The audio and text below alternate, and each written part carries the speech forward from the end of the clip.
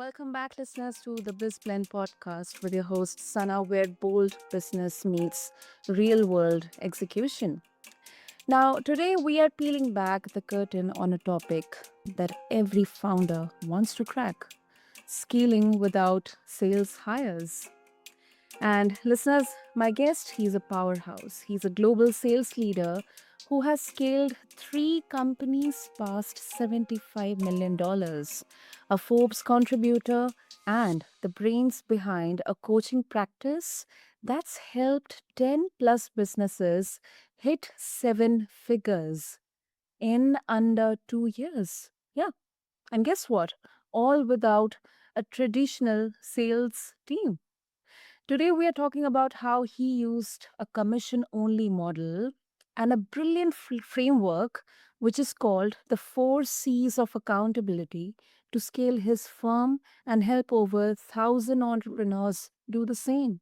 So, if you have ever wondered how trust, execution, and systems could replace the grind of micromanagement, this episode is going to be your blueprint. And listeners, I'm introducing my guest, Don Markland, to all of you. So, Don, welcome to the show, and I'm really, really excited for this conversation.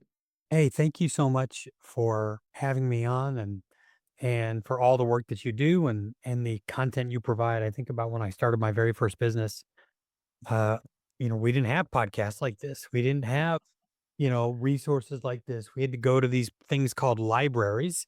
Um, Yeah, and we had to read and we had to figure out so many correct. things. And now, the content you provide and so many others like you, it's just invaluable. Thank you. Thank you so much for that shout out, Don. And yeah, you really did take me to a nostalgia trip, a trip down the memory lane about libraries because, Yeah. my goodness, oh boy, that was fun. That was fun. Yeah, you don't use them anymore, but yeah. Yeah. So Don, to begin with, I mean, this is now because I am from the sales and the BD business development background. So to me, it's kind of quite interesting.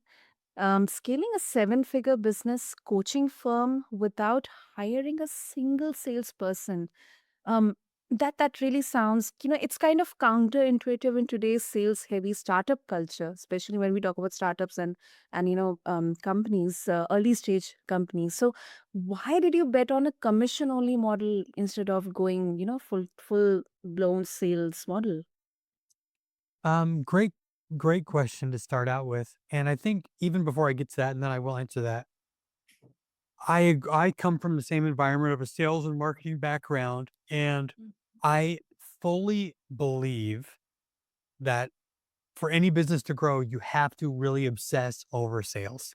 You have to think about it and obsess over your sales process Yeah. all the time. In our business operating process that we install in companies when they hire us, we call it SCORE, SCORE, and S stands for sales and marketing. It's the first thing we have to automate and get right.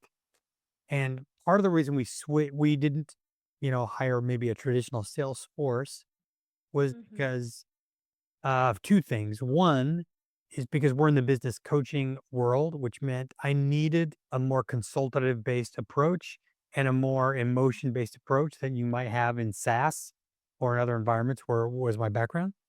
And secondly, in 2025, in today's modern buyer, they are extremely resistant to sales or sales environments because they're so educated, they're so smart about it. And so they can see when techniques are coming. They can see when people are trying to be salesish. They can see when those things are happening and they shut it down really quickly.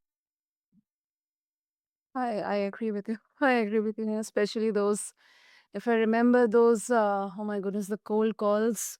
I mean, now people know, okay, where exactly the conversation or the call is going to lead. So that really turns out to be sometimes defensive or just the number getting blocked. So That's right. yeah, yeah, I agree. I agree with you. And apart from me, what was the initial reaction from people when you introduced this? I mean, did you face skepticism or pushback from your peers, your mentors, or advisors? I mean, everyone had strong opinions on what we were gonna do wrong, I'm sure. Um, but I knew my background. I knew my background in sales, and I knew that if through the right marketing and automation and journey, we could Mm. pre-sell a lead um, pretty significantly. And so, um, like for example, we just recently acquired a company called Numi.com. They're the largest coaching platform in the country where coaches can come and get listed and grow their practice on there. And the reason why we're doing so well for after this acquisition is because immediately I installed a lot of the same things I had seen at Accountability Now, where when people come in looking for coaching, we do a lot of pre-sale work and a lot of automatic pre-sale work so that people want to buy by the end of the process. So they don't need a hard salesperson at the end. Yeah. Yeah, I do agree because there have been such scenarios where I personally believed that instead of, going like doing cold outreach, I mean, I do not uh, believe that cold outreach is dead. It is definitely effective. It's like the, sales 101. It's the basic thing. But, in certain situations, it's more about, how kind of more towards marketing, more towards the buzz generated, more towards the value that, let's say, a coach is involved there, or you are coming from more of a service perspective or providing any kind of expertise. I think people would come to you if they realize that, okay, this particular person has that expertise, they are providing value, and in fact, for in terms of the pricing and stuff also, so they wouldn't bat an eyelid if they talk about the pricing and stuff, which is, I think, one of the most crucial aspects of any sales conversation. That's correct. And, it's easy to say as a salesperson or a sales manager, um, you know, sell the value, sell the value, sell the value. Yeah. But in reality, it's really the way we teach sales and the way that we emphasize this is that it's not about the value, it's about solving the emotional need. That's what it is. Because at the end of the day, you don't decide what's valuable to your customers. They do. They're the ones who decide what they like and what's valuable to them. And so, and in many respects, you don't have a say over this. I'll give you an example. One of our clients, they're one of the largest custom home builders in Florida, and we work with them and we work with them on a business coaching perspective where we help them learn sales and help them, kind of grow their business. And Okay. in teaching sales with them, they said, here they've got this sales team of 150, 200 people, and Okay. they they are always talking about, well, the value of our homes is we have custom this and we have warranties on this and we have all these things. And at the end of the day, their customers didn't care about any of that. All the things that they're saying are differentiators, nobody cares about. And Mhm. so we helped them by helping them not sell the value, but sell to the emotional need of the customer and why the customer is making a decision now. And when you focus on that, you'll be successful. Right, right. That really makes sense, Don. And then okay, now let's talk about how we can make this a possibility. So, uh, are there any kind of specific systems that you needed to have in place to make a commission-only team not just survive but actually thrive, actually perform? Yeah, you have to have a really great machine underneath them that is full of a lot of automation and what we call hype activities. So it is, texting and emailing and doing all these things to leads or potential leads that are warming them up to the point when they're ready to speak to a salesperson Okay. so that salespeople aren't wasting their time on things that aren't effective. Hmm. So it's like So the we have a very, very well managed system where Mhm. if a lead comes in from social media, it gets a whole series of activities before it warms up. If it comes in from Google, which has higher intent, it has a whole series of activities to warm it up and get them ready. If it comes from referral, and we have custom processes for every type of a lead that could come in because they all require their own nurture sequence to get them ready to be fully qualified and ready to buy. Hmm. And too many business owners, especially your listeners who are entrepreneurs and startup, they're just Uh-huh. trying to create one nurture path for Uh-huh. every lead that comes in. And that just isn't true. They all have very different paths, and you have to manage to that path. Hmm. Hmm. And Don, any one key system, like any CRM setup or maybe or any AI driven model that, for example, these are the warm leads. Now they are at the bottom of the funnel, and only, let's say, out of 100, these are the 25 interested leads. You need to only contact them and focus on them only. Do you have any specific uh, model or system at place? I mean, if you can give example of Yes. in. Yeah, we use a system. It's a white labeled CRM that we call Engage 360 that's built on the Go High Level platform. And the reason we did that was because it made automations really, really easy to build and easy to track. And there are three components of your automation system that every single business needs to employ. Even in the medical space, every single business needs to use this. Number one is what's called ringless voicemails. This is where you can put a voicemail that'll automatically drop on a cell phone. And Mhm. we use ringless voicemails constantly and all the time because it creates a very nice one to one type relationship. It's wonderful. Okay. Number two, you need to have some sort of smart routing in your email or text chain. So if during the conversation, like let's say you set it up through automation, so you're getting a couple of texts as somebody fills out a form or downloads a lead magnet, you Mhm. need to have some sort of if then kind of configuration that if you're leading them down a certain path, you're going to warm Mhm. them up and move them towards a conversion. And if you're not, if they're showing behaviors that they're not ready to buy, you move them down a different path that gets them hyped up and emotionally ready to buy. And when you can build those two things, that's that plus ringless voicemails, that's important. And then the third one is video. Video is so important. I'm just surprised at how many businesses still don't use video all the time. We send videos constantly to our prospects, and we do that because we know video is engaging. They're watching it on their phone, and it Yeah, helps them feel more connected to us. yeah, I agree. Thank you. And these are like the marketing videos or, just like a little of information related videos. No, it's much more personal than that, right? We've created, dozens and dozens of very personal type emails.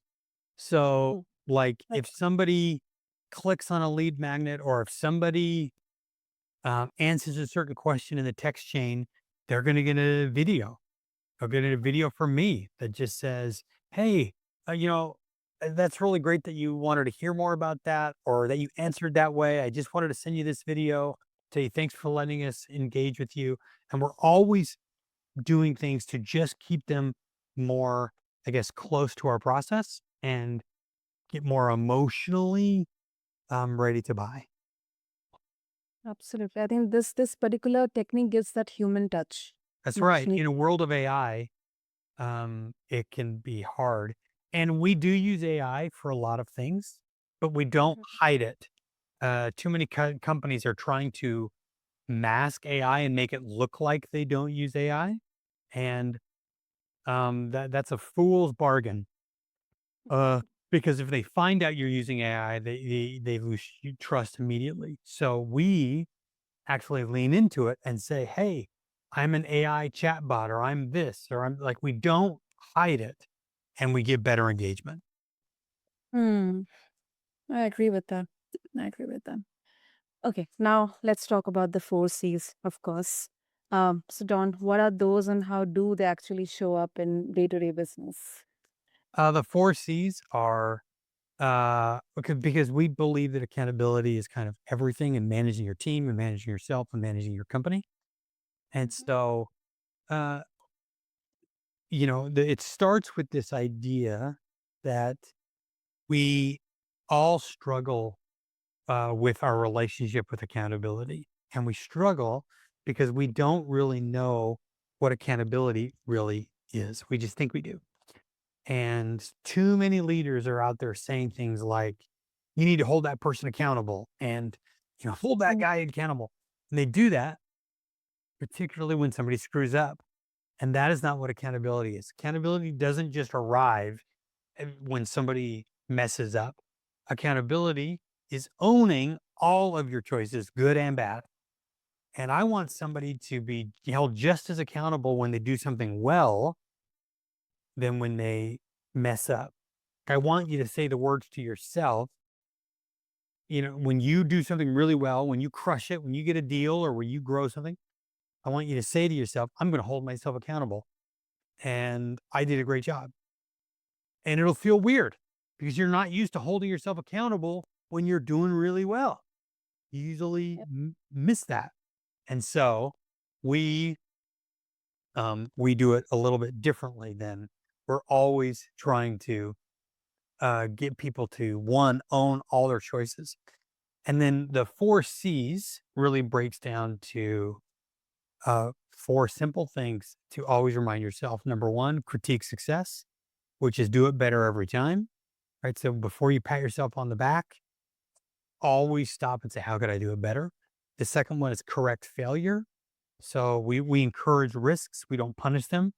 We want people to take risks. We want people to take mistakes. I mean, Picasso, probably the world's most famous painter in history, painted over 1,100 pieces of art and is only known for about 30. And and so think about how many failures he has in his life to only have 30 be successful. And he's considered the greatest of all time. You can do similar numbers with Mozart or Beethoven, and you start to see just you need to take more risks. You need to fail a lot more. The third one is celebrate growth. Whenever you do something hard, whenever you really push yourself to do something that you're uncomfortable, that is the time to celebrate like crazy because that encourages more growth and more risk. And then the last one is crush mediocrity, which is, uh, this philosophy around when you have something holding you back or a vice or something, you crush it Mhm. with all fierceness that you can. Mm. And thanks for sharing that, Don. First of all, and out of these, four C's, like, and most frameworks when we talk about them, they sound great on paper. Um, but the one that you said right now, um, it seems built for the real mess of execution, because that's where most of these strategies fall apart. Whether it's the business model or any growth model for scaling and all that stuff. So I really like that. And how do you train or onboard new people into this framework, especially when they are not full time employees, and especially when they Yeah. would feel a bit overwhelmed? Great question. A Mhm. super smart question. And the way that you do that is if something is important to your company, if something is an important value to you, you need to talk about it every day. So we talk about it every day. We talk about it in our huddles. We talk about it. We reward people when we see them demonstrating it and we label it. Somebody's critiquing success or taking a risk. So they're correcting failure, right? They're just getting better even though they failed. We call it out and say, hey, great example of correct failure. Nice job. That's what we reward in our company. Not just did you hit quota, but are you living the values of our business? And if you are, we want to reward that. If you are, we want to call it out and say, great job. Of course. That's how you instill these things in any business. Too many companies, get a bunch of values and they list them out and then they never revisit them. We talk about them every day, every week, no matter what. Hmm.